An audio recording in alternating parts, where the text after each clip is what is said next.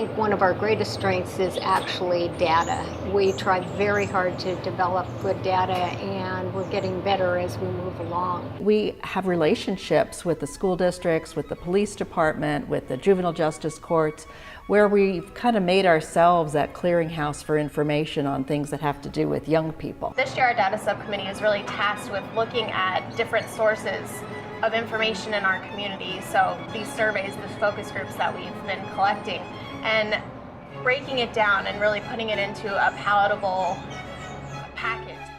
The Arizona Youth Survey is a really important piece of data that we need in order to assess youth perceptions and really to find out what youth think and what youth report they're doing.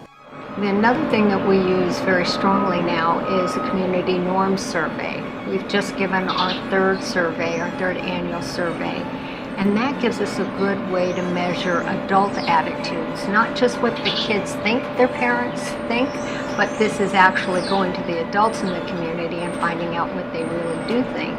Young people will often tell their parents is that everybody's mom or dad or folks let them have alcohol at their home.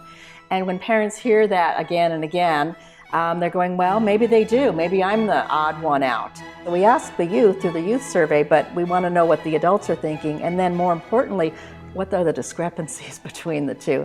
Because that's the area that's ripe for really getting into and making that change happen.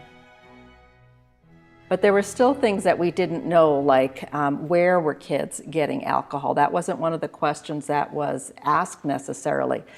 So we decided to do some focus groups, both with youth and with adults, and kind of get their take on what was going on. And the data told us that most kids get it from their home. Either their parents allow them to have it or they just take it. So we thought, all right, well, maybe that home point, that could be at the starting point.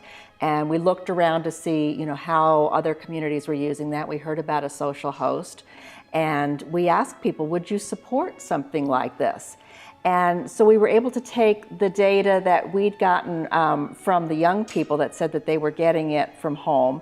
We were able to take the data that we collected about community support and then give it to the city council and said, look, here's the problem, here's one way to solve it, and here's, people are going to support this. This is going to make you look good. And it passed unanimously. Officers could always cite an individual for furnishing alcohol. What the coalition did for us was they looked at that and said, give the officers another tool. As opposed to making an arrest or issuing a citation to an adult or a person of legal age for furnishing alcohol or allowing youth to consume alcohol, instead of arresting and sending them through the judicial component, let's give them an opportunity to go through a different branch of the court system.